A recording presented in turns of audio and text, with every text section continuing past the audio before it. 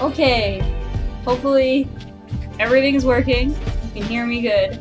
And I'm playing Ever 17 again. And just to recap, we started the story going to this place called Lemu, which is this underwater resort. And at first, we start switching our point of views from two potential protagonists. Takeshi, who's some dumbass college kid, and a kid named Kid. A kid with amnesia. And you enter this underground, undersea aquarium park, and we meet a bunch of people. Namely, we have a few characters. Sora. She's an omniscient park guide who can seemingly avoid death and teleport everywhere and manages systems. Make your own connection. I forget when they explicitly anything is said about it, but like I don't know. It's pretty clear something's up with her. Then we have Coco. She's a dumb kid who tells jokes. She has a small tanuki, who is actually a dog. We have Yu, which is a park employee who's really peppy, and she interacts with both of the characters. And then we have Sugumi, who is a gothy high school girl who runs extremely fast for some reason. And then we also have this other character that we haven't learned the name of, but she has special images, so you have to know that she's got to be a part of it somehow. And she's this, as we know, just looks like a schoolgirl that has a blue outfit. Anyway, an accident leaves us stranded in the park, as the park had something compromised the system, so now there's leaks in the floors between us and the surface level, so we cannot get out. I've chosen to take the place of Takeshi, who is the dumb high school kid that doesn't know a lemur from a tanuki. And yeah, so now we've regrouped after we went through hell, and now we are going to progress through all these different rooms and sort of discover like what's in them and what are we looking at here. Let's explore. Okay. Sora said that she was going back to the control room to get data, so we went our separate ways. Hey, that's the same thing I just said. You, Coco, the kid, and I went to search around the complex. We decided to check the normal corridors and the emergency corridors above and below them on the 3rd floor. Splitting into pairs where the corridor forked, we agreed to meet back at the fork when we had checked the corridor ahead. We did that over and over. We walked every corridor that we could walk down. I wondered if water was leaking everywhere. I figured that the water pressure would send the water spurting through any crack it could find. Also, I thought there might be other people who had been left behind. Is that hopeful? I don't know.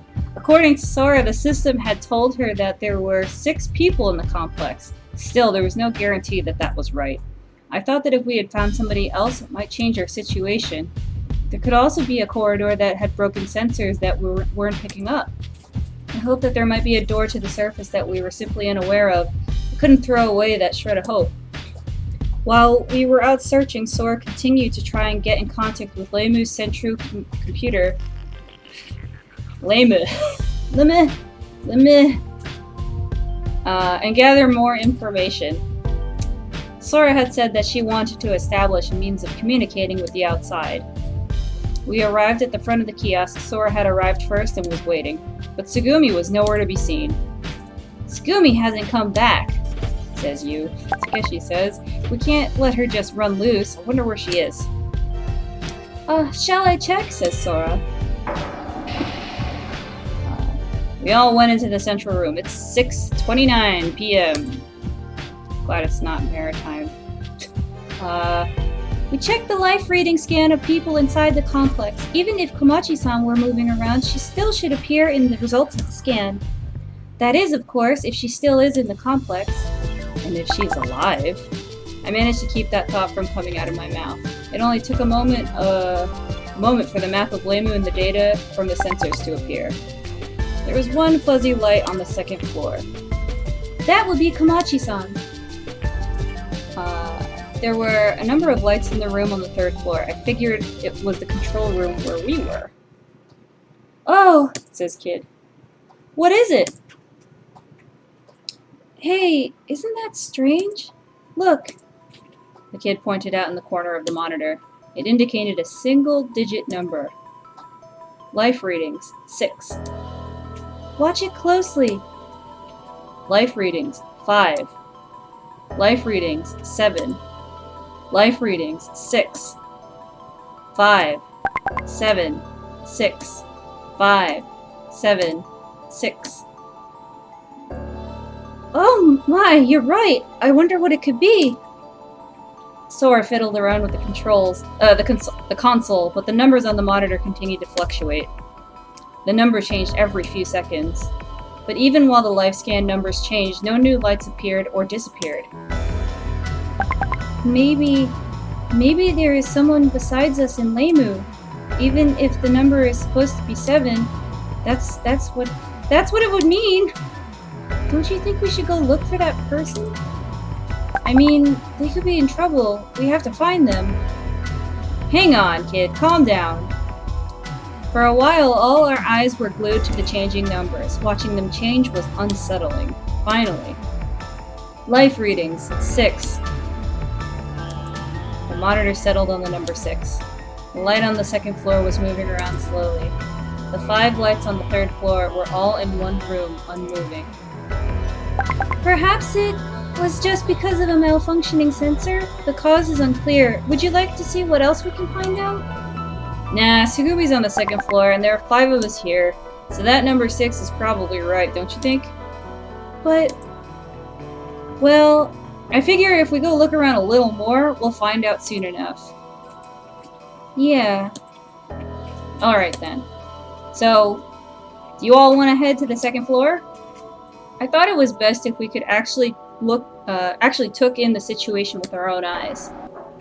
We climbed up to the top of this long emergency stairs together, and in the end we didn't find anyone else on the 3rd floor. We didn't even see any routes that looked like they might lead out either. Sora had told us that there was no schedule for the communication system to be held back online. We could look at the information displayed on some of the limited terminals, which were set in some attractions and in the corridors, but we couldn't operate them in any way. The cause for that is unclear too. The fact that... Can you shut down your line checks? The notifications are showing. Oh! My bad. You gotta exit down there. How do I do that? Yeah. And then right click on it. Quit. Can't see my chats now. Anyway. Oh, well, it wasn't anything personal. Anyway. We're on the stairs. The fact that there were no leaks on the floor was our one saving grace. Yep.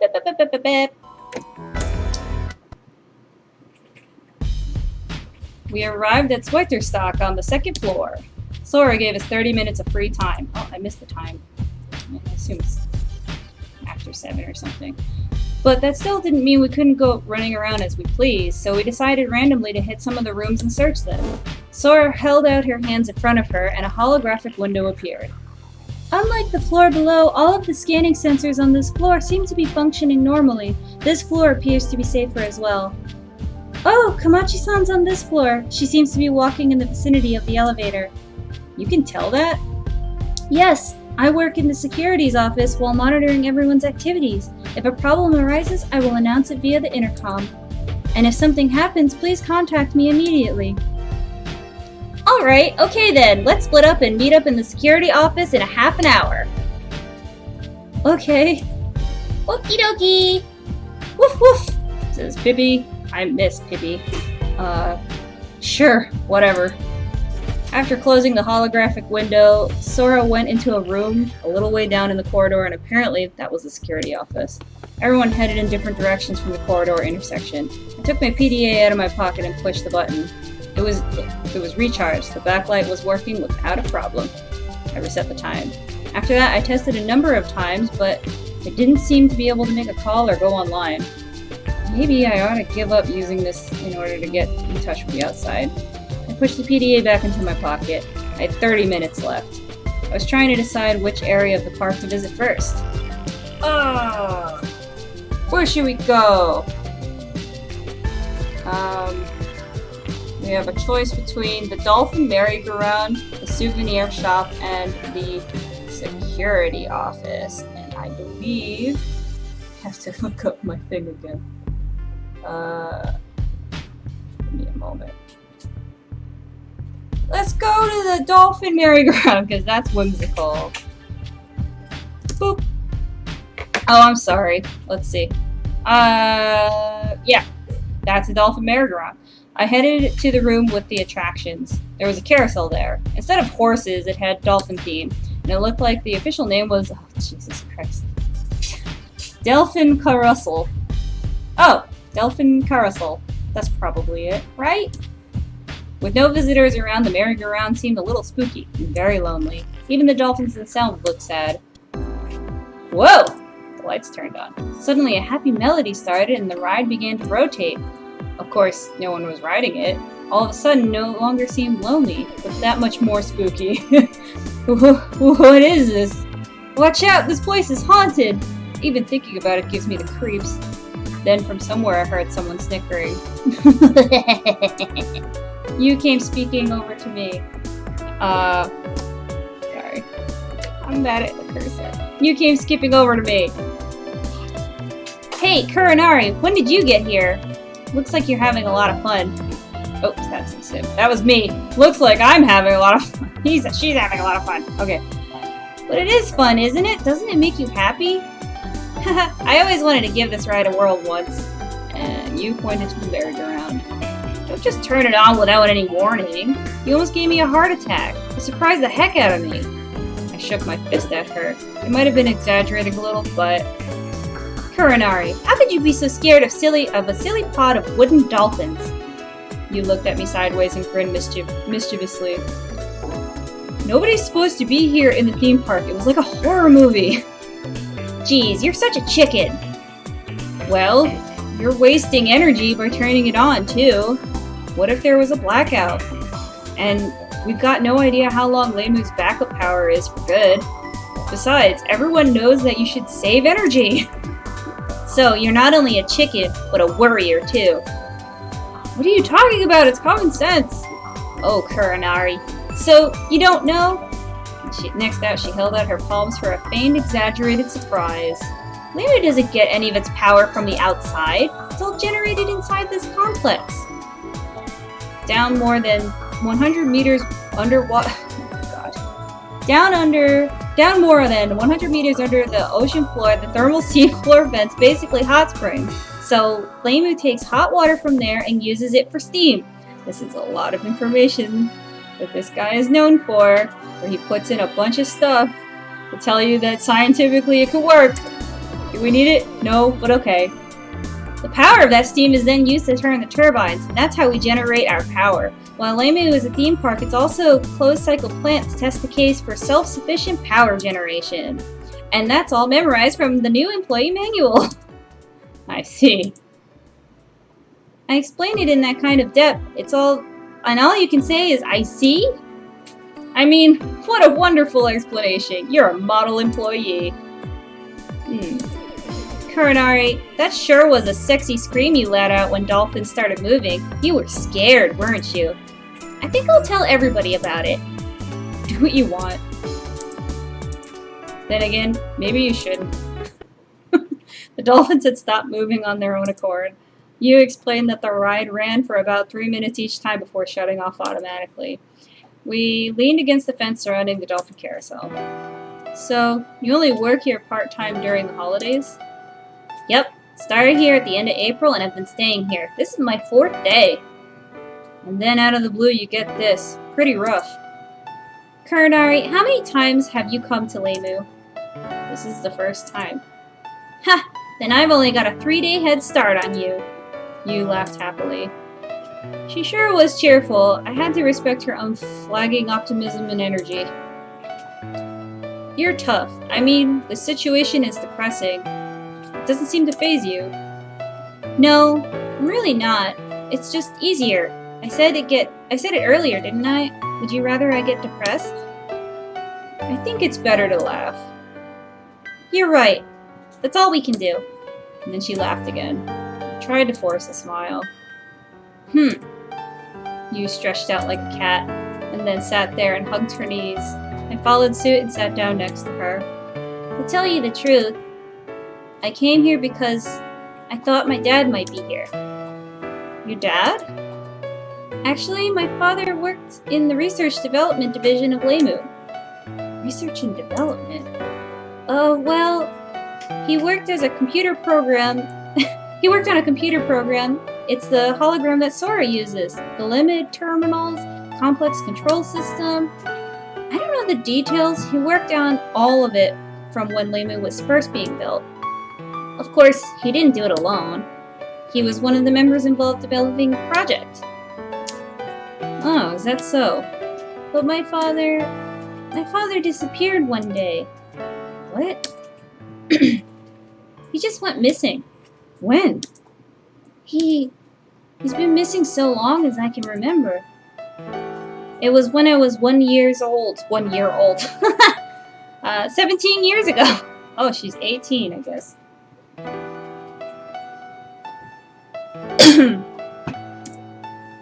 17 years ago. So you don't remember your father? No. I've only seen pictures and movies of him. I don't really have any memories. Everything I just told you, I heard from my mother. But why did he disappear? If I knew that, I wouldn't have come here. But the only clue that happened is probably here. The last time my father was seen was in Lemu. So I thought that if I came here, maybe I would find a clue about my father. You hugged her knees more tightly. My mom was convinced herself that my dad is already dead. Dead. The word dead had a heavy ring to it. But you know, I believe. I know that my dad is still alive somewhere. He has to be. My father just went missing, and his remains were never found. I heard that some of my father's research is being used in the new programs and some of the latest attractions. There has to be a clue somewhere in this place about the work my father was doing. Well, the original. The attractions are already underwater. After that, we lapsed into silence. I didn't know if I should say something to her. I tried to think of what to say, but didn't hit upon anything. Suddenly, Yu stood up.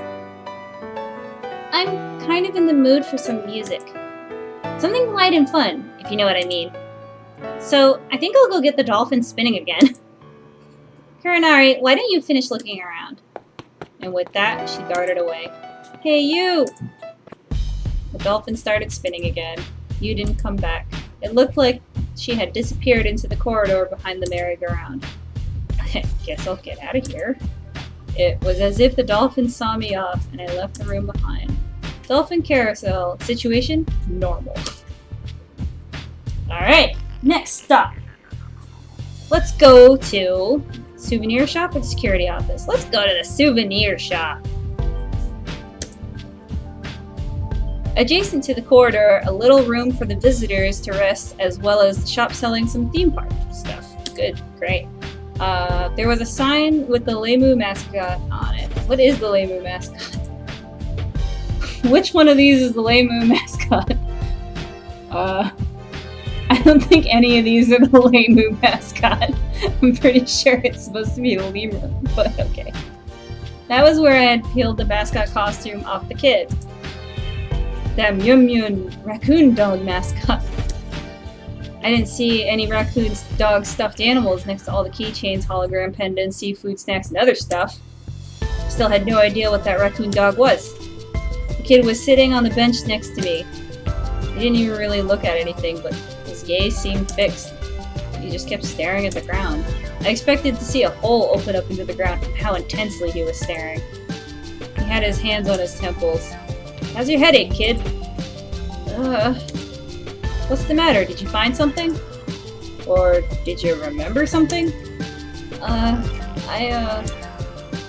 Who are you?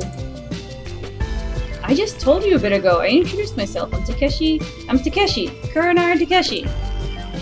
Oh, is that right? What am I doing here? Oh, great. It's that amnesia thing. The kid couldn't even remember what he had just said. He had just moved from one topic to the next, forgetting the last. This is the marine park. This is the marine theme park, Lemu. Something happened here, and we're trapped here. Lemur? What do you mean trapped? That's something I would like answered myself. Who are you? Kuranari Takeshi. Kuranari Takeshi? Takeshi means samurai in Japanese. Maybe you should start taking notes, you know? Keep track of people's names and other people and where we are. Notes? Yeah, maybe I should. It looks like you understand what taking notes means. Take good ones, even if you're eating. And if you can remember, you can make a memo of your name too. I gave the kid a memo pad and a pen that I had filched from the kiosk. Thanks. Hey, can you tell me what year it is? You forgot that too? Yeah. It's 20... what year is it? I searched around in my pocket. The entrance ticket stub was crumpled and stuck to the back of my PDA. Oh, that's right. It's 2017. Take notes. Write it down. Okay. 2017. He was taking it down. Looked like he hadn't forgotten how to take notes. Well, is there something up with the year? Yeah, kind of. Kind of? I thought if I remembered the year, then I might be able to remember at least the birthday. I see. Come to think of it, you don't even know how old you are, huh? No. By the looks of it, I'd say you're not a day over 42. What? Surprise the kid felt in his face. I'm just kidding. Come on. Relax. There's no way.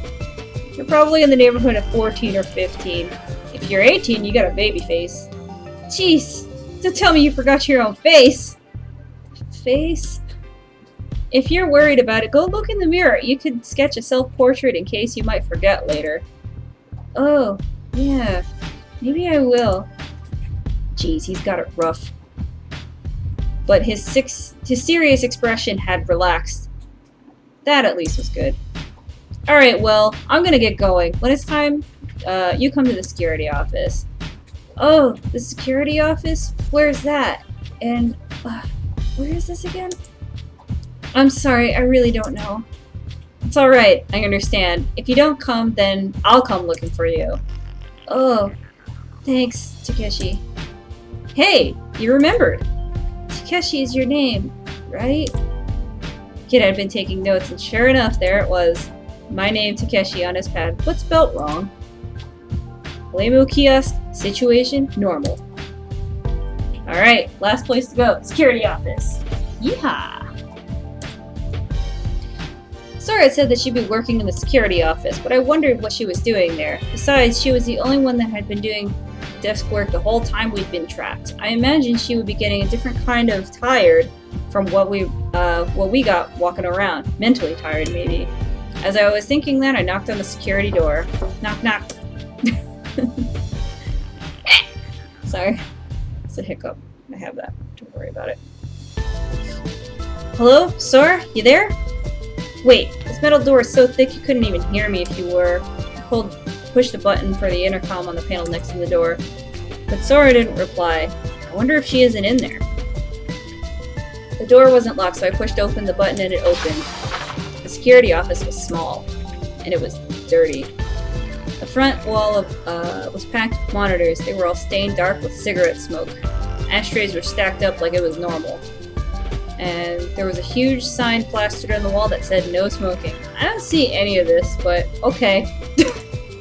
I recalled the sloppy club room back in college. It had 25 years of history being only used by guys, and I couldn't help but chuckle.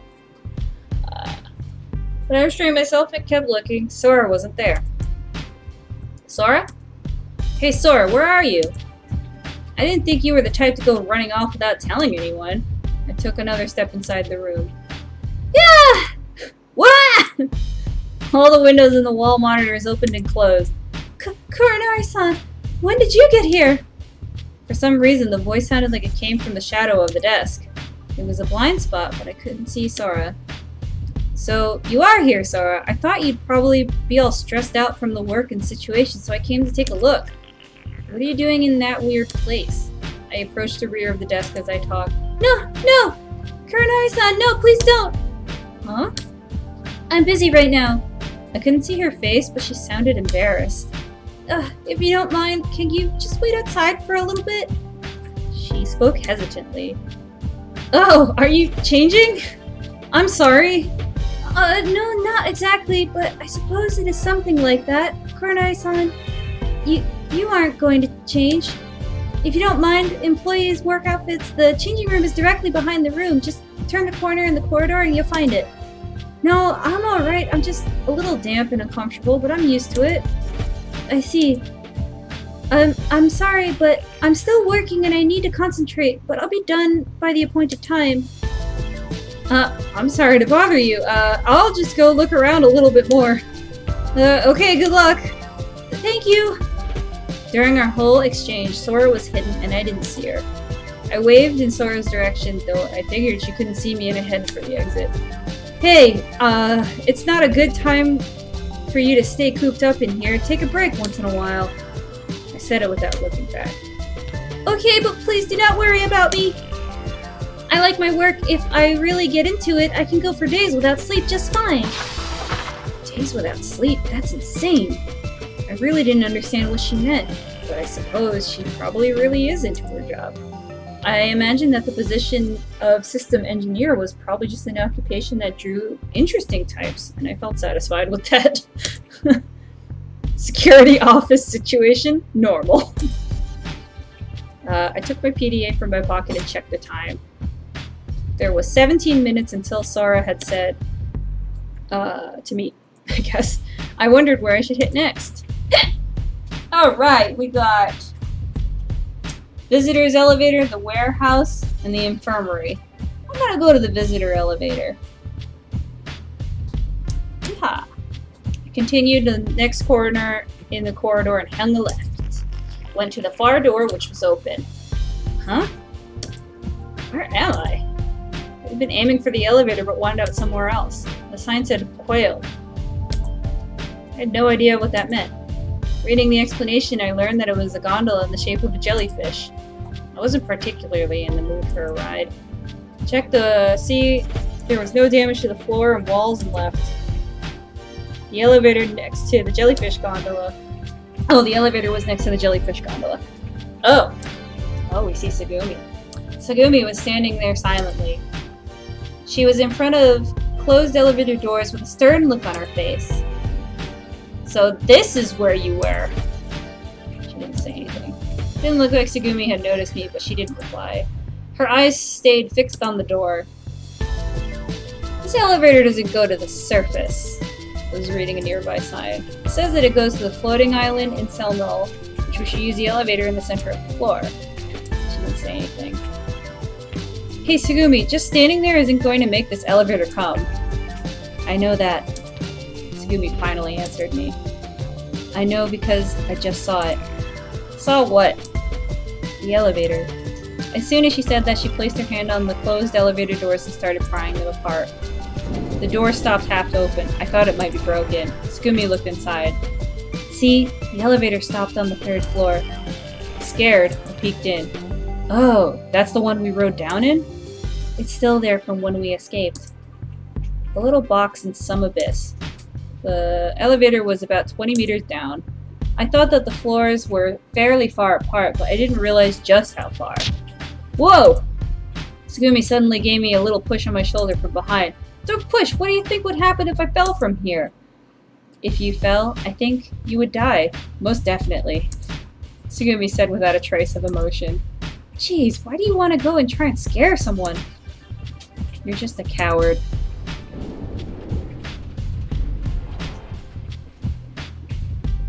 Tsugumi pulled on the doors, putting them back in their normal positions. Just to be sure, I tapped on the elevator button a couple of times. There was no response. The lamp didn't light up. Doesn't look like it's getting any power. Yes, and the elevator shaft is warped, so even if it was getting power, it probably wouldn't move normally. That's right, this elevator is useless. After that, Tsugumi went quiet again. Silence was a rule for a while. Tsugumi rarely talked. She only said the minimum necessary. I thought that she was trying to be more careful around me for some reason. I wondered what it could be. Wanted to know. Hey, why don't you tell me what happened? It's got nothing to do with you.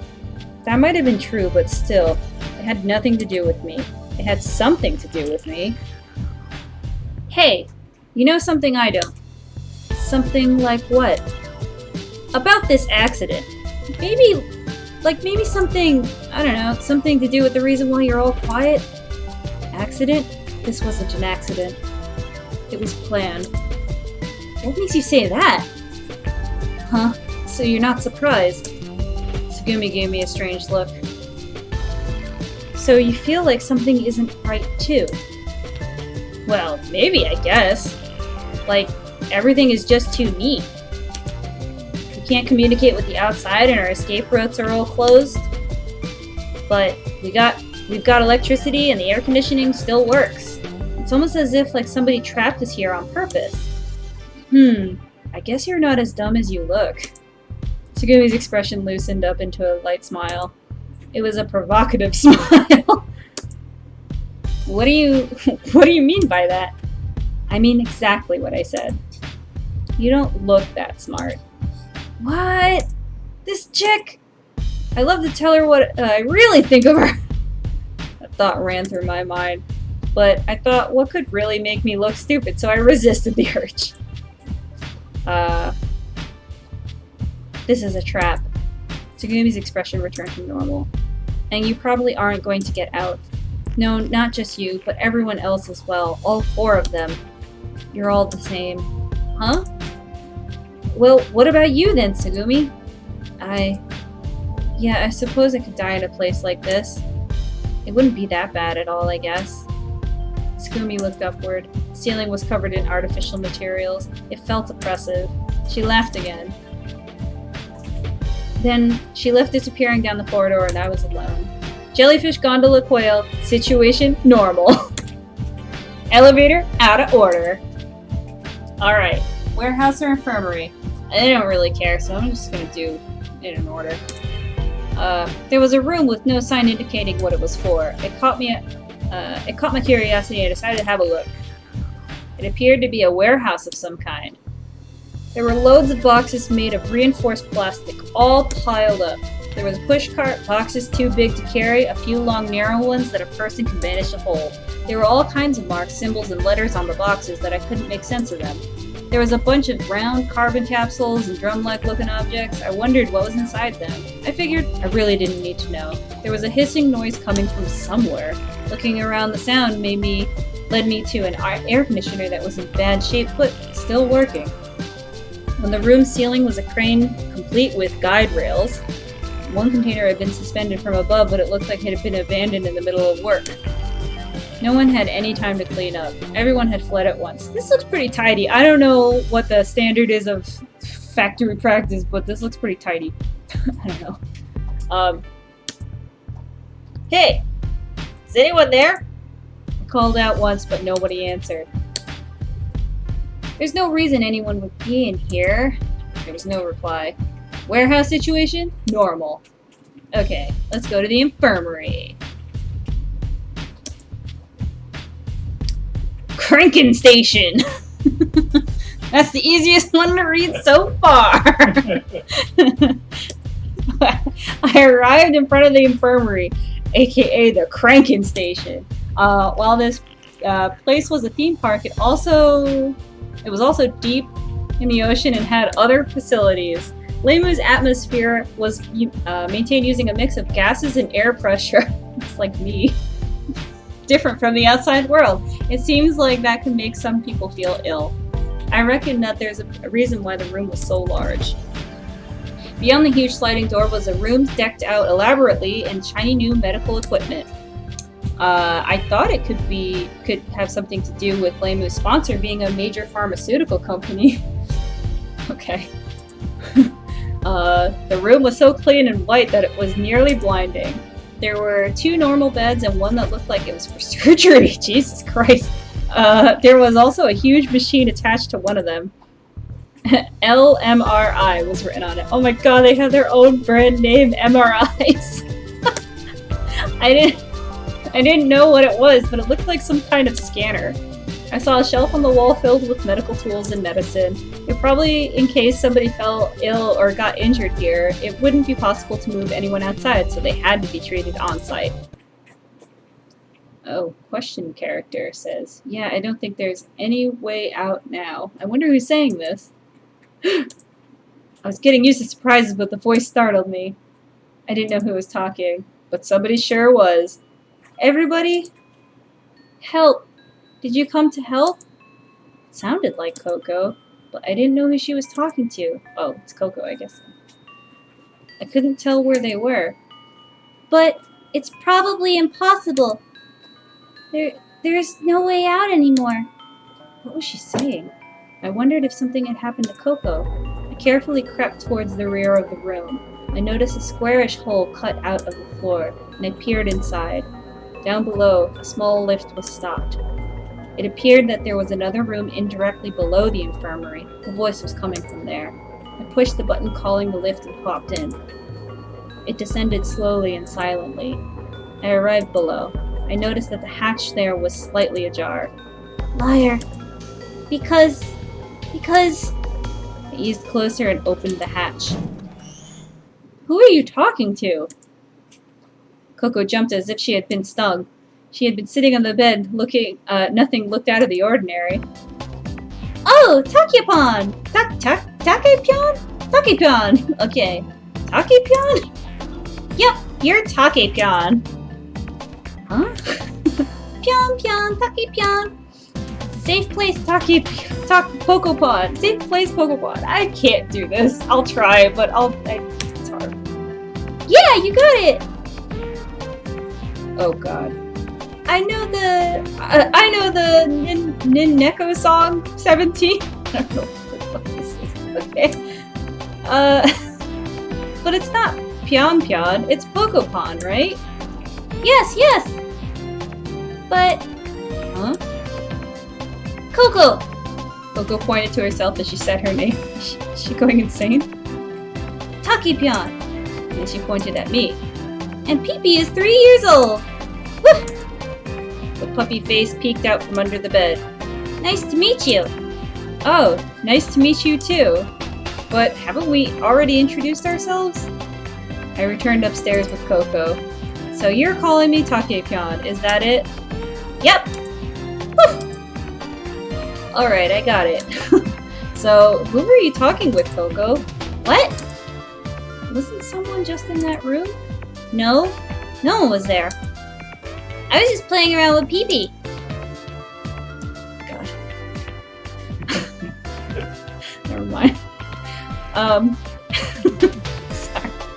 Pyon, Takepon! Whatever! I didn't think that Coco would lie to me. There wasn't anyone else around. Infirmary situation. Normal.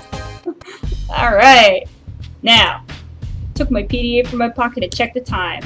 Oh no! We were only 2 minutes late, but we were still late. I jogged towards the security office. Coco and Pee-Pee were close behind me, and we went through the sliding door. Alright, now it's 7:12 p.m. Kurinari, you're late! You was standing guard to the, in the narrow entranceway.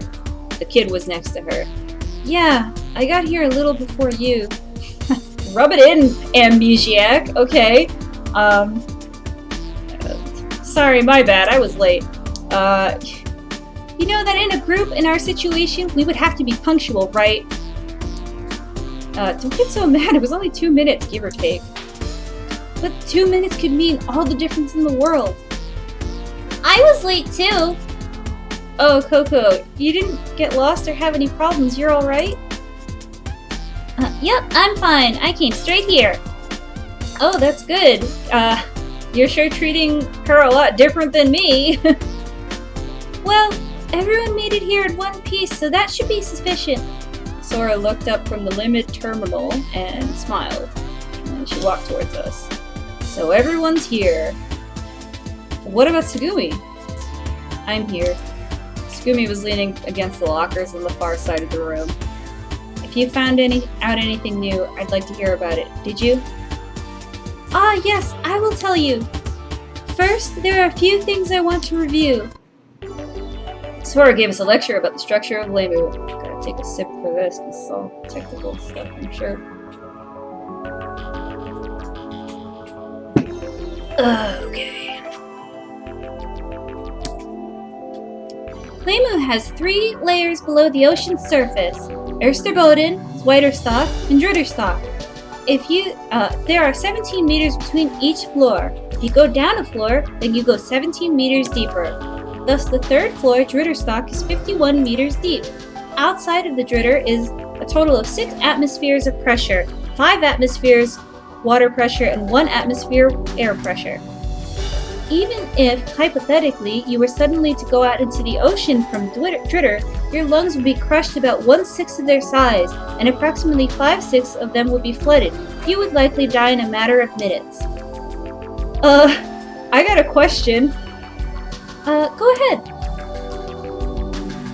I heard that skin divers can dive up to depths of about 30 meters. Couldn't somebody just tough it out of water pressure on the way up? The current world record for free diving is 150 meters. With an aqua lung and pauses along the way, probably just about anyone could dive around 35 meters. However, the air sent to your lungs would be highly pressurized gas. But with skin diving, okay, I don't know what this is. They don't stop to breathe along the way. Amateurs can't make it past 20 meters. Wow, is that right? And there's one other important thing.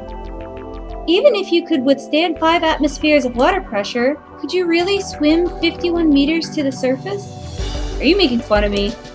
Hey, I may not look like it, but in high school, I swam a kilometer. But aren't you talking about swimming on the surface? Swimming 51 meters across something is nothing like swimming 51 meters up something. I am talking about 51 meters in height. So it would be the equivalent of swimming a 15-story building. Am I satisfied or unsatisfied with the explanation? Let's find out. I am satisfied with the explanation.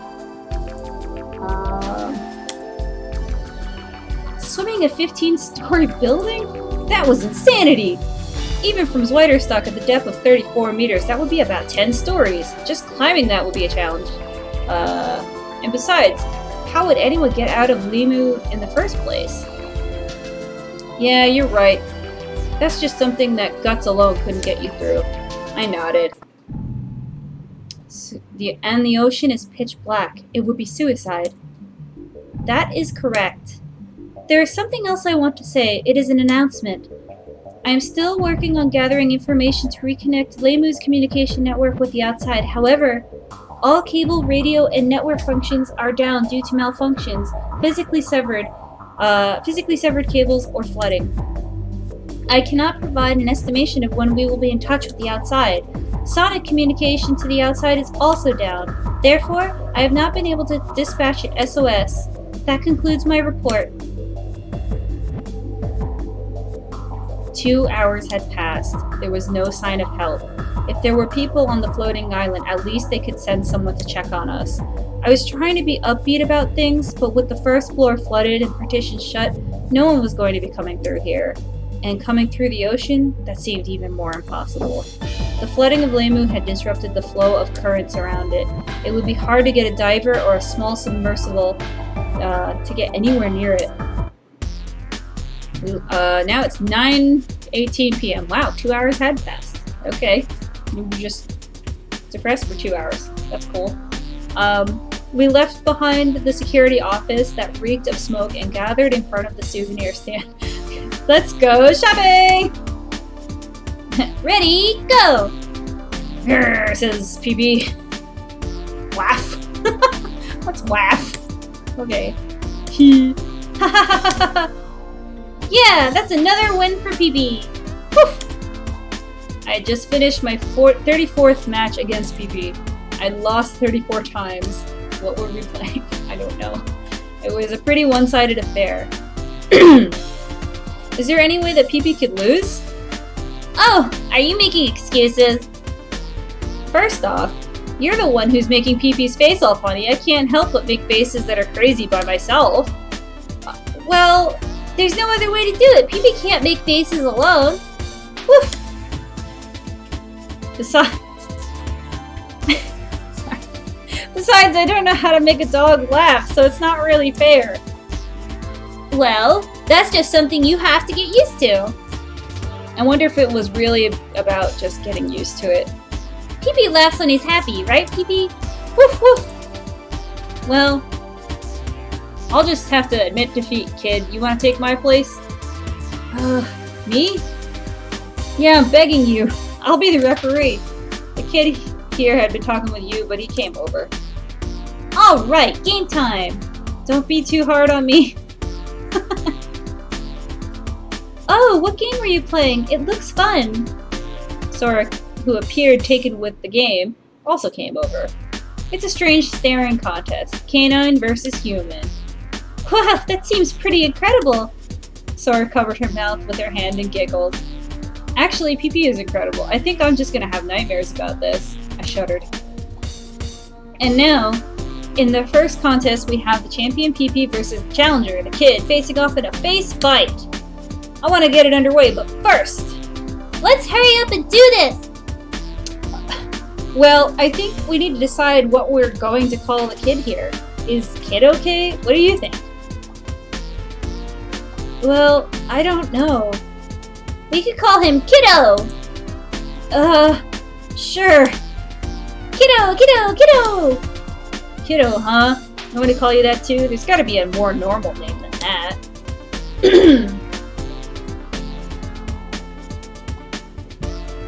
How about John?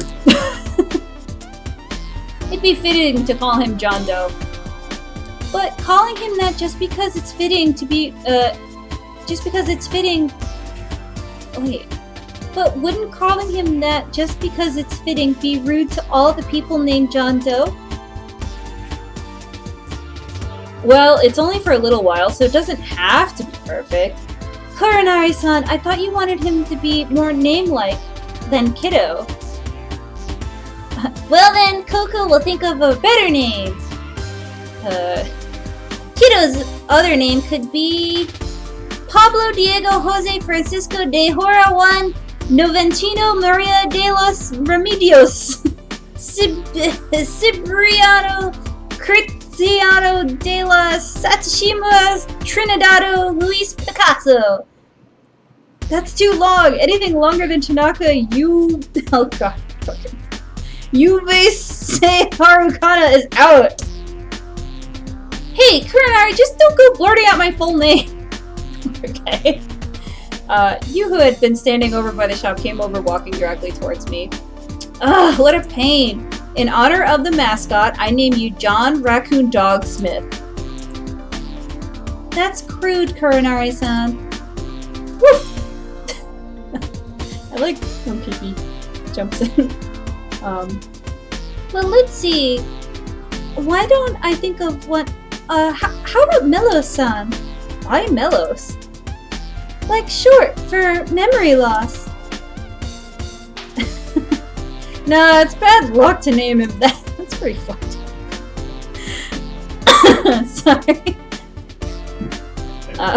That's terrible. Sorry, I didn't mean to be so direct. What are you all bickering about? Tsugumi cut in. If we come up with some random name, it'll be a hassle when he remembers his real one. He is a kid, so why can't we just stick with the name Kid? Conversation had come full circle. The lights suddenly went out and flashed back on. There was a dull, heavy, metallic echo. At the same time, there was a slight tremor. What was that? The tremor felt like it came from below. Below? I wonder what happened below. I will try to investigate. After saying that, Sora held out her hands in front of her. Oh! Just then a strong lateral vibration jolted the floor. A holographic window that Sora had conjured vanished.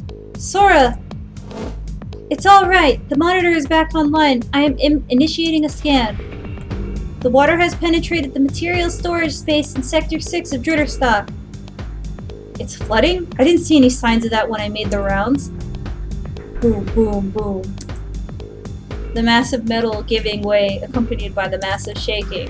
Scenes of old movies of luxury liners being swallowed up from the ocean flashed across my mind. There is damage to the passageways connecting to the sectors, multiple leak areas, and it's increasing. Hey, don't you think we should grab a hold of something? Yes, everyone grab something and steady yourself. Okay. I reached out for a support pillar nearby. Coco crouched down as she squeezed Pee-Pee tightly. She sure did. Everyone held their breath! Boom, boom, boom. Bam! A huge shockwave rocked us. The whole floor, rather the whole of Lemu, shook. And I thought I would be thrown into the ceiling one second or be pulverized into the floor the next. The souvenir shop in front of me trembled. The display of dishes in the shop fell to the floor and shattered. The pile of empty cans clattered and gave way. A stuffed animal made a beeping noise as it fell onto its stomach. We all steadied ourselves against the shaking. All we could do was endure it. No one said anything. You could hear the squeal of steel twisting. Boom, boom, boom. That's not twisting. It's just a bunch of banging. Finally, the sound seemed to get farther away. The vibrations also gradually subsided. It's 9:30 p.m. Sora announced that the second wave of flooding had finished. Still wary, we were headed downstairs. We carefully moved forward down the wet and slippery stairs.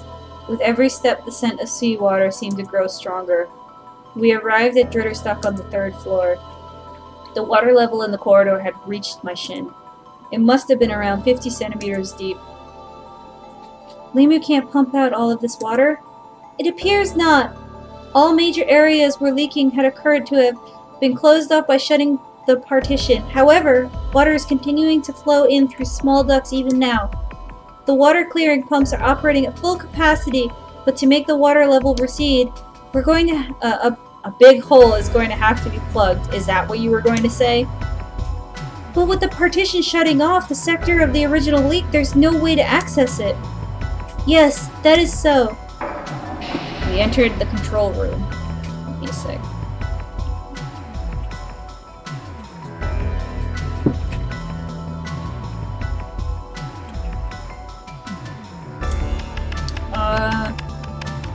Sora checked the damage with via the Lema console.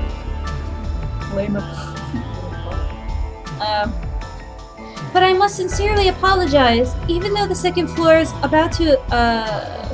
flooding is about to occur, I failed to notice and warn all of you. As she manipulated the keys, Sora bowed her head deeply and apologetically. Okay, do I wanna? Everybody makes mistakes, or it's not your fault, Sora. Let's see. How do we feel? Hey! Everybody makes mistakes. Excuse me. We may even have overlooked the cause of this because when we were checking around a little bit ago, but we're in this together. Everyone's fine, so let's just consider ourselves lucky. I am really sorry, Sora answered without looking away from the monitor. Thank you for being so kind, Kuranari-san. It's nothing. I scratched the tip of my nose. Finally, her hand stopped typing on the keyboard. Sora turned and stood up. I have gauged our situation. I will now display it. Everyone, please do not be shocked or let this get you down. Sora, when you say it like that, it makes me nervous. Oh, I'm sorry.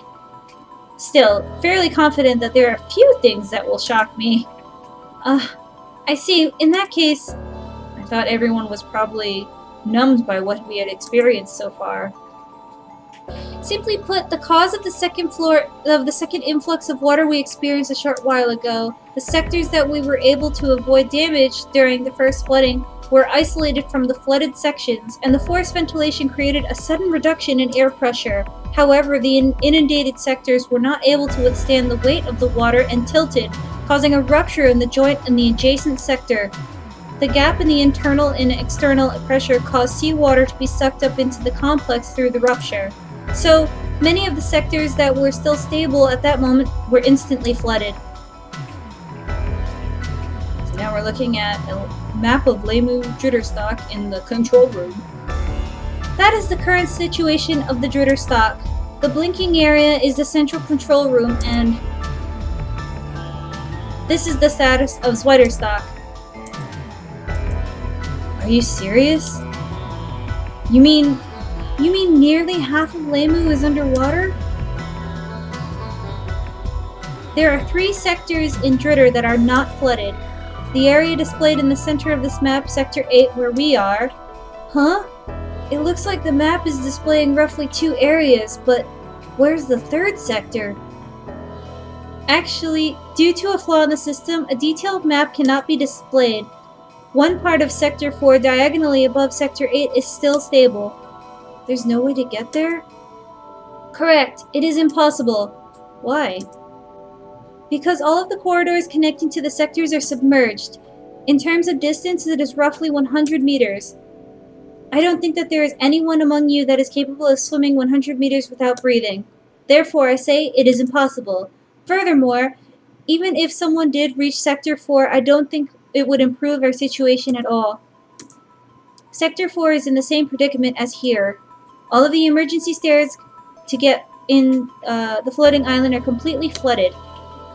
So even going there would be a waste. That is correct. Well, then there's nothing we can do. So we should forget about Sector 4. We'll just have to sit quietly and wait for someone to come help us. Alright, it's 9:48 p.m. Well, I guess we could take it easy for now. I left the room, hit the food stand, snagging some cola for everyone. Alright, cola time! I'm gonna toss everybody one. Ready? Oops.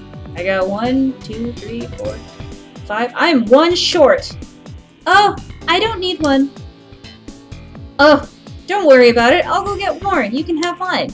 No, really, I'm fine. I'm not thirsty and I really don't like cola. Sora smiled. Well, in that case, I tossed the cola to everyone in order. You, Sugumi, and the kid all took one. But then the kid started shaking his can. Stupid, what do you think you're doing? Huh? If you do that, it's going to explode everywhere. Really? Is it dangerous? Did you forget that cola is carbonated? I'm sorry. Jeez, I'll give you mine. Here. I switched cans with him. That time the kid slowly lifted the tab without shaking the can. The cola erupted everywhere. The rest of us hurriedly jumped out of the way. The kid got a blast of cola in his face. He's all wet now. Hey, are you alright? Just so you know, that wasn't my doing. This cola, it's sweet. Oh, you guys should be more careful, Hugh said as if she were at her wit's end. These cans contain special gas so that they can be used at 6 atmospheres. Weren't you listening that they said that bringing in and taking home of canned beverages was strictly prohibited? Whoa, I didn't know that. I must have missed that. It was true. Normally inside of Lemu's complex is maintained at 6 atmospheres using a mixture of gases. Since the floor's pressure had lowered to 1 atmosphere and the gas in the cans were still highly pressurized, the gap in pressure with the surrounding atmosphere made them burst when opened. I didn't know that. The kid wiped his face with a nearby towel. Hey kid, no one would expect you to know that. You gotta tell an amnesiac these things ahead of time. Alright, I didn't notice until after the fact. Huh? Coco, what's wrong? Coco was embracing Pee-Pee and looked downcast. Thinking about it, I realized that Coco hadn't said anything for a while. Didn't seem like her. Hey, aren't you gonna drink your cola? I held out a can of cola in front of Coco. It's a little warm, but it's the best I can do. I don't want it. Coco mumbled that. I don't feel very good. I've been thinking about it since before, and I haven't been able to think of any jokes. Jokes? I peered down at Coco. She didn't look too good. She was sweating, having a hard time breathing. Hey, you really don't look very good. Kurenari, get out of the way. Yu came rushing over to Coco, pushed me out of the way, and put her hands on the girl's shoulders. Coco, do you have a headache? Yeah, a little bit. I feel kind of dizzy. Does it hurt if you swing your arms around? Just a little. But it looked like it hurt more than just a little. I suspect it might be decompression sickness due to the sudden loss of pressure on this floor. Yeah, it could well be. Pee-Pee looked at Coco worriedly. Okay. It's very advanced for a dog. Let's get her to the Zweiter Infirmary, Kuranari. I'll carry her. Huh? On your back, hurry up and squat down. Alright. I want you to carry Coco. Okay, I got it. You don't have to scream in my ear. We were rushing up to Zweiterstock with some 17 meters above us. I held Coco on my back, with Yu and Tsugumi supporting her from the sides. Sora led the way and the kid brought up from the rear. We emerged at the second floor emergency corridor. Hey, are you sure we shouldn't take a normal corridor? Please proceed straight ahead. This is a shortcut. The emergency corridor was directly connected to the lift below the infirmary. Whew, made it. Let's get her up there. No, Kuranari-san. Please go ahead into that room there. Huh? This is a special medical compression chamber. We can treat decompression sickness here.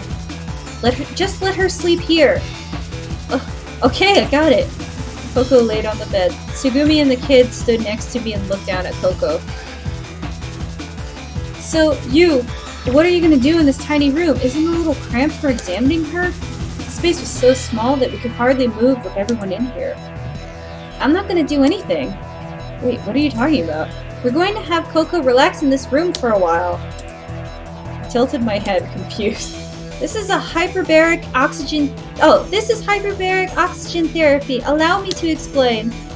Decompression sickness occurs when there is a sudden change in the surrounding air pressure and gas bubbles that can't be discharged accrue in the body.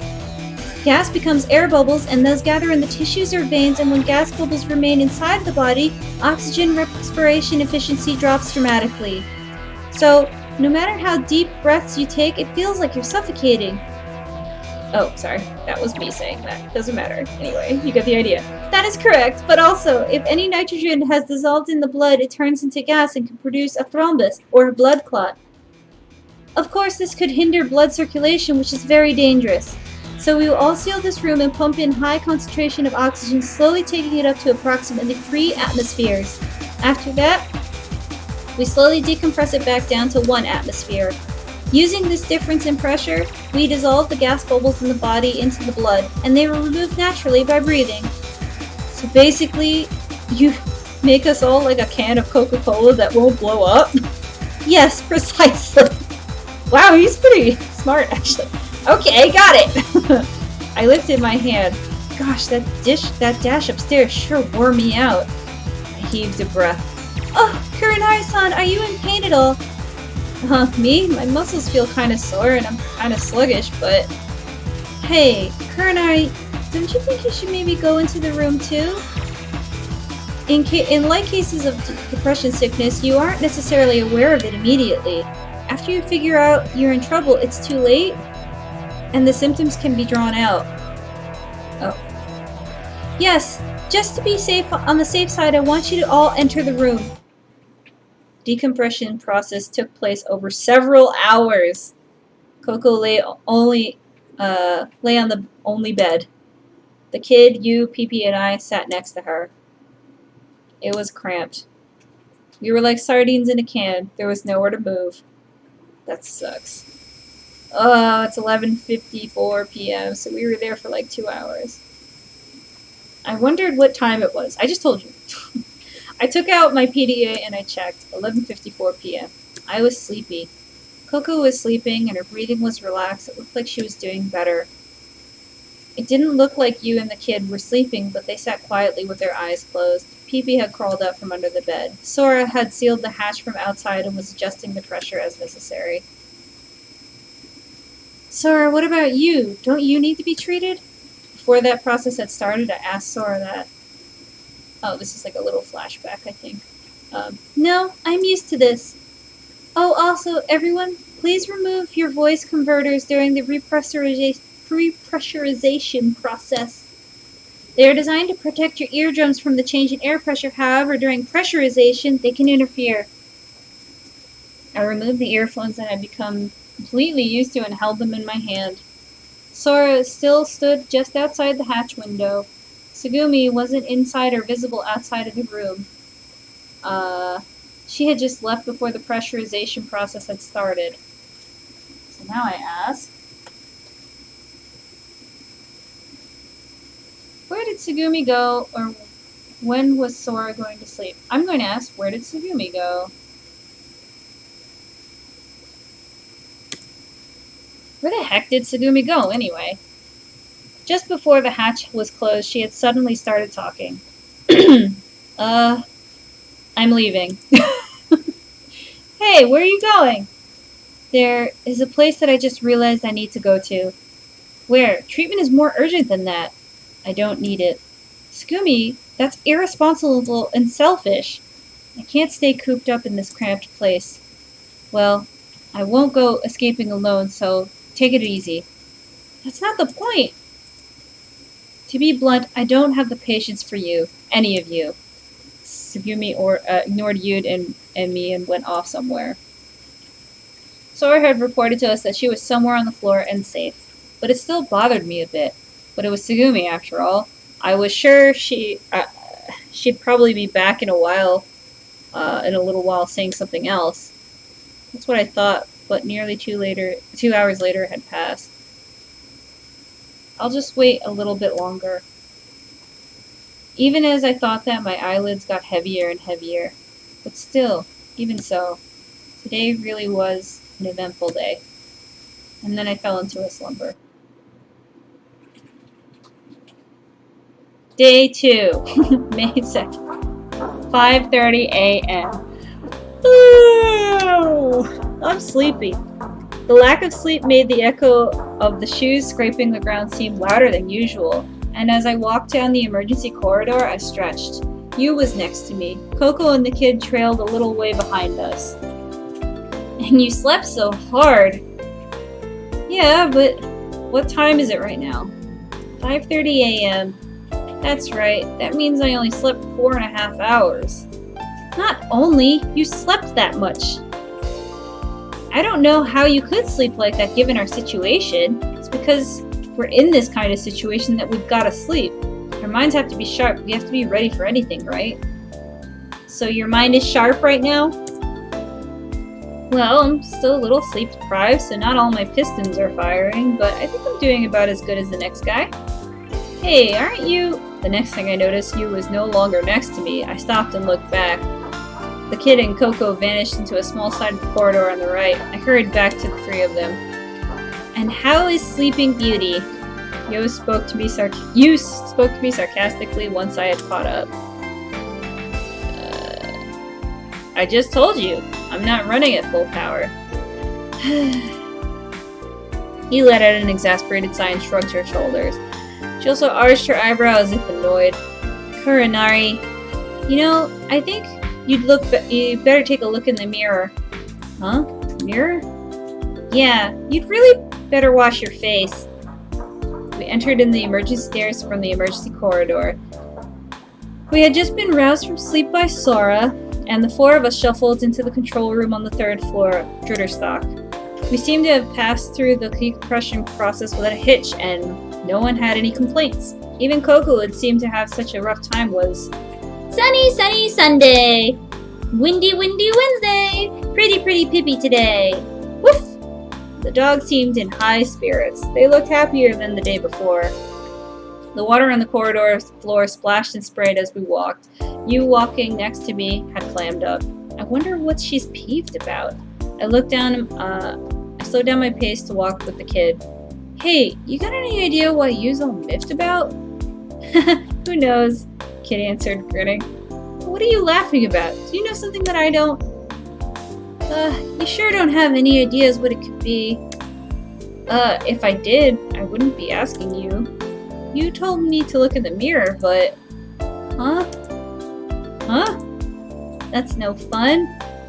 Kids kept glancing away from my face, trying not to smile. My face? I wiped the palm of my hand on my face. It looked like black ink was smeared there. What is this?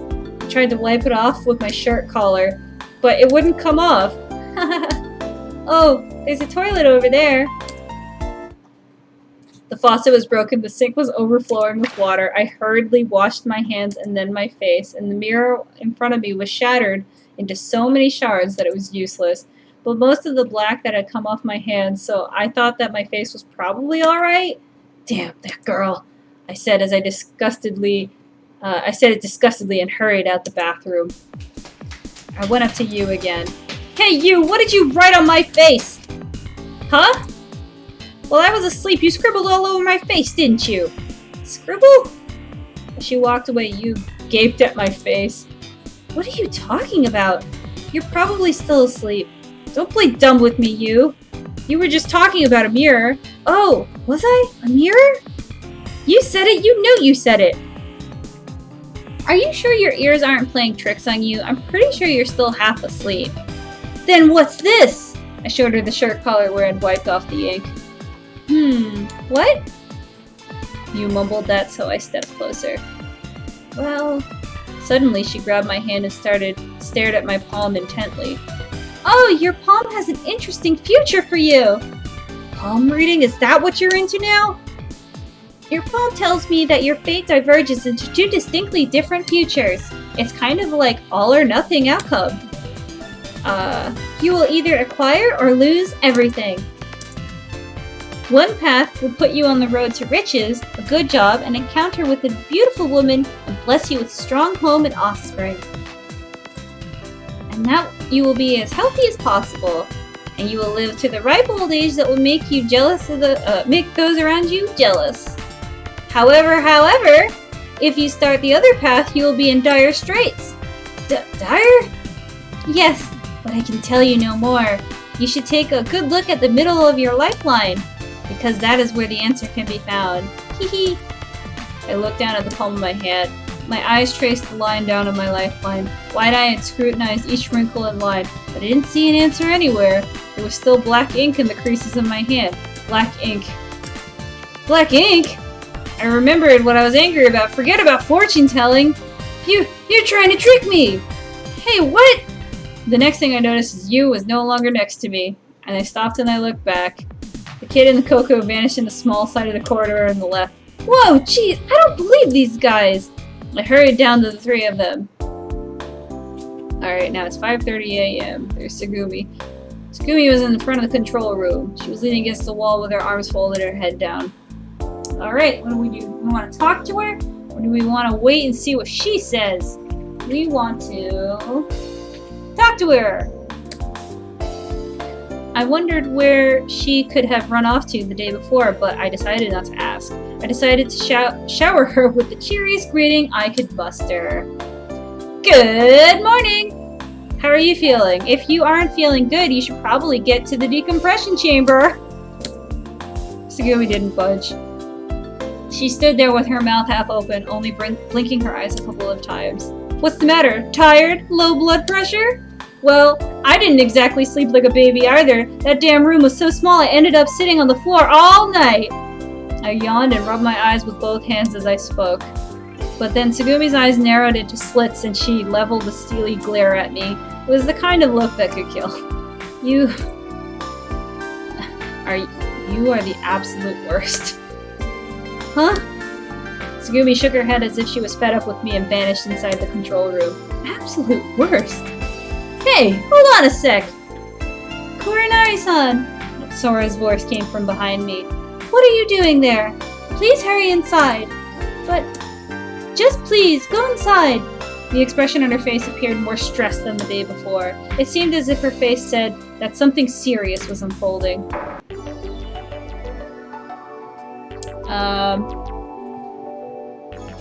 I'm sorry that I had no... I'm sorry that I had to have you gather here so early, but there's no other way. Actually, everyone, there's something I need to tell you right away. Sora paused for a second. Sora looked at the five of us in turn, you, Tsugumi, Coco, and Kid, and me. The cooling fan whirred away in the silence. Occasionally, the sound of metal on metal rang through the room. The 5 of us waited at Sora's next words. Last night, after the 4 of you, apart from Komachi-san, entered the pressurization chamber, I was in the control room here thinking about ways to escape or contact the outside. And, while I was checking the internal status of Leimu, I discovered something. You found a way to escape? No. Then a way to contact the outside? Not yet. Then what did you figure out? Actually, I discovered the amount of pressure in the bulkheads can withstand, and I found their limits. Saying that, Sora turned her eyes to the side of the console. In the darkness, the 3-dimensional image of Leimu sprung up. What's the pressure bulkhead thingy? Coco and PB held tightly as she asked. I mean, Leimu's walls, the partitions between the outer seawater and the inner air. What do you mean when you say you found the limit? Like I said yesterday, Leimu is a structure basically constructed on a saturation diving specifications design. In other words, the internal air pressure equals or is greater than the external water pressure. However, the complex's internal pressure is currently at 1 atmosphere. Therefore, Leimu's outer shell... you saying this. Leimu's outer shell is constantly being subjected to severe water pressure. Correct. But Leimu is not constructed to endure this situation for a long period of time. Inevitably, it will at some point reach its limit. Well put, Tanaka-san. So, when is the limit? According to Leimu's calculations, 119 hours from now. 119 hours. 5 days, huh? The estimated time of implosion is approximately 4:30 a.m. on May the 7th. And of course, this is only a calculation and there is a margin of error. What is the margin of error? Plus or minus 12 hours? Everyone went silent, lost in thought. Sora's talk had made it clear that we were in a crisis, but I still don't know what to make of it. I didn't know if in 5 days was a long time or a short one. I didn't have a schedule, but if we could find a way out, I didn't figure we'd be sticking around for 5 days. Even if we didn't call anyone, a rescue team might have been on its way anyway. Hey, Sora-san! I'm not very smart, so I'm not sure I understand. What does that all mean? Does that mean... I hate this voice.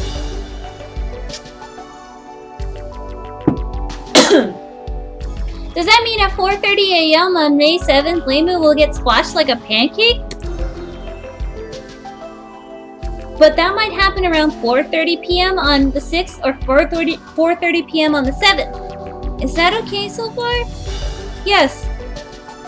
So, doesn't it mean the opposite is also true? I mean, at the worst, Leimu will last until 4:30 p.m. on May 6th. So, we're fine until then. There's nothing to worry about. Hooray! Right? Isn't that what that means? We can't be absolutely certain that we will be safe, but judging from the results of Leimu's calculations, that would appear to be the case. Oh, goody, then no problem. Sora-san, you look so serious all of a sudden, I kinda got scared.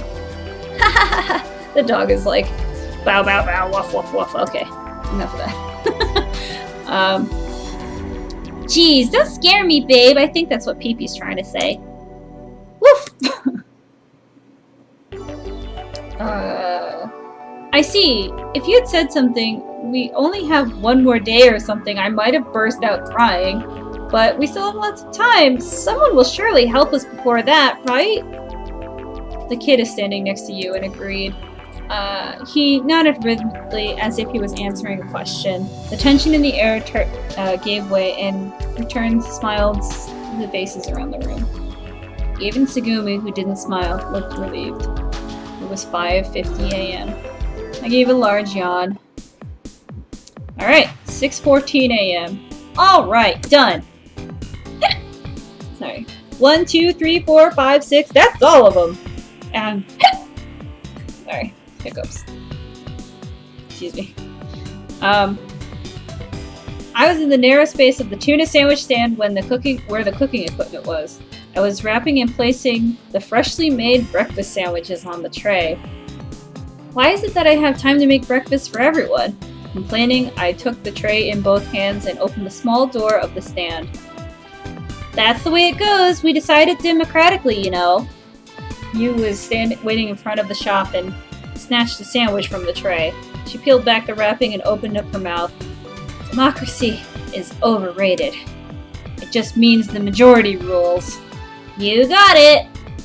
Yu said as flatly as she munched on her sandwich. It's a reflection of the majority of people's will. It was also true that it had been an overwhelming vote. It had only been appointed breakfast chief minutes before. I didn't even have time to run to the office. I know that you're the one in the shadows running the conspiracy. Whoa, that's low. I wouldn't do that. I'm pretty sure that it's just because everyone sincerely thought that you would be the best cook. You're sure full of it. Thanks for the sandwich. You already ate it? That's so fast. Yummy. I'll have another. I slapped away Yu's outstretched hand. I've only made one for each person. If you want another one, you make it. Hey. Come on. Oh, great, Takeshi. Make me one more. Pretty please. First, I wanted to get away from you. I took the remaining 4 sandwiches over to the rest area to hand them out. Breakfast is ready. Come and get it. As I called it out, I set the tray on a bench. Yeah, food! Food! Glorious food!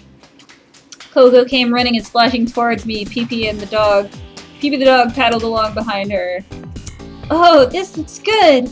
All of a sudden I noticed the kid beside me. Hey, where's Tsugumi and Sora? Sora went back to the control room. She said that there was still stuff she had to look into. Oh, that again. I think Tsugumi took off somewhere. Same old, same old. I turned my eyes to the 3 tuna sandwiches left on the tray. What to do? Do I look for Tsugumi or go see Sora in the control room? Let's see. I want to look for Tsugumi. We're doing Tsugumi here. Tsugumi. Oh my god. Alright. First, I decided to go look for Tsugumi. I would go see Sora after that. I took their sandwiches in hand and left the room. Hey, Tsugumi! I called out as I walked the corridors at random. Chow time! I knew she wasn't the type to answer to that, but finally, at the end of a corridor, I spied Tsugumi. Oh, there she is! What are you doing here? Himmel was written on the door. Tsugumi wasn't really doing anything. She just stood in front of the door. Nothing. It's none of your business. It's none of my business, huh? Sure. Whatever. What are you doing here? This! I held out one of the tuna sandwiches to Tsugumi. What's this? Breakfast! You're not gonna eat? I tilted tilted her head a little and stared at the sandwich. If you don't want it, I'll just give it to you. I didn't say I didn't want it. Tsugumi indifferently looked at the sandwich from me. Good, I went through a lot of pain to make that. If you said you didn't want it, I don't know what I'd... Tsugumi began to walk away without listening as I was talking. Hey, hold on a second. Suddenly I grabbed Tsugumi's shoulder. You should at least say thanks. Tsugumi didn't even try to turn around. She shook off my hand effortlessly from her shoulder. She let out an annoyed sigh. Don't touch me, Tsugumi said in a low voice without turning around. My shrugged off hand floated in the air with nowhere to go. Don't touch me. Tsugumi repeated the same words again silently and started walking away. Down the water-covered floor of the corridor, rings rippled out slowly where Tsugumi stepped as she walked away. Just then, the lights of the corridor began to flicker uneasily. I instinctively glanced up at the ceiling. Listening carefully, I heard a sound like a rumble of thunder far away. What? What is happening? It couldn't be. Tiny waves formed in the water pooled around the floor. The walls and ceiling trembled slightly. Metal screeched on metal. I could see Tsugumi's back down the corridor. The lights clicked and flickered. Tsugumi turned to look back at me. as if she wanted to say something to me. Darkness blanketed us. The tremors and the sounds stopped, but an eerie silence filled the area. Only the emergency lights glowed dimly. Is this a blackout? Sugumi! I kicked up water as I ran. I ran to where Sugumi was, shouting, Sugumi, it's a blackout! A blackout! I know. What should we do? Why are you asking me? Oh, yeah, right. Well, what should we do? I know, first we should go to where everyone is. I cut through the nearby door and came out through the front of the kiosk. You wasn't there. I sprinted around the room. There was no sign of anyone either. I scanned the area. My eyes weren't used to the darkness yet, and I couldn't see the corners of the room. Hey! Coco! Kid! You! In the echo, my voice was swallowed, vanishing into the darkness. Where could they have gone? My eyes stopped on the bench. On top of the tray I had left, there was one tuna sandwich remaining. I still had one of the sandwiches in my hand. The emergency didn't seem to faze Sugumi, who was stuffing her face with the sandwich I had given her. Hey. This... Sugumi handed me something. It was a balled-up sandwich wrapper. Needs to be thrown away. Saying that, Sugumi left the room. Jeez, I can't believe that girl. I took the crumpled up wrapper and put it on the tray and soon followed after Sugumi. In the front of the control room, in the far darkness, I could just make it out there. 3 familiar outlines. Hey, Kuranari! Uh-oh. Do I have bots in my room? Hold on. What's going on? Okay. Oh, thank you. Okay. Sugumi! Splashing through the water, the 3 of them had walked over. Hey, have you seen Sora? I looked at Sugumi. She shook her head. Isn't she in the control room? It's empty now. You sure? Let's check. I pushed the panels next to the door, but the button remained lifeless. Hey, how do you open this? Does the electricity have to be on? Oh, there's an emergency mechanism for opening the door near the bottom of it. Pulling on the lever, I pushed the door over to the side. The door opened wide enough just for a person to squeeze through. I peeked inside of the room. It was pitch black. I couldn't see a thing. Do you want a flashlight? Oh, thanks. Taking the flashlight, I turned it on and stepped inside of the room. A white circle appeared around the wall, and I shined the flashlight left and right, lighting up all the corners of the room. The electrical system was completely down. Like an abandoned castle, there was no sign of warmth left. There was clearly nobody there. Well, what should we do? I joined everyone and asked that calmly. It had been one crisis after another since the day before. I guess we were already used to the situation because no one had lost it. I can't believe Sora would just take off without saying anything first. Yu tilted her head as she said that. Looking at her then, I did notice something. Yu, when did you change your clothes? Oh, this? Sorry, I need a drink.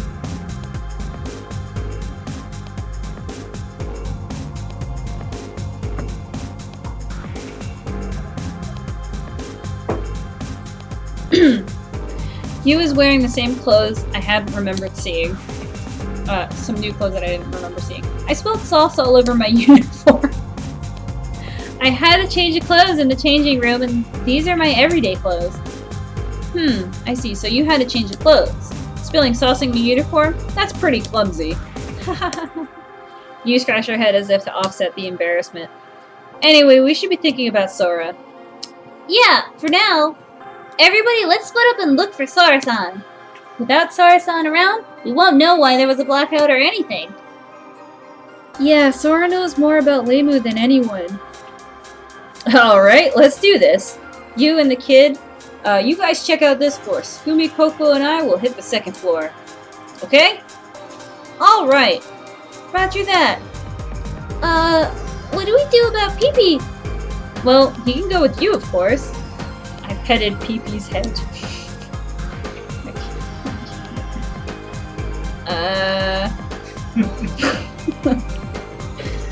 Alright, let's go search. Woo! 6:30 a.m. Sora! Sora! You know what? I think it's time for a break. So I'm good. You know what? We'll do this later. This is fun, and maybe I'll do more later. I don't know.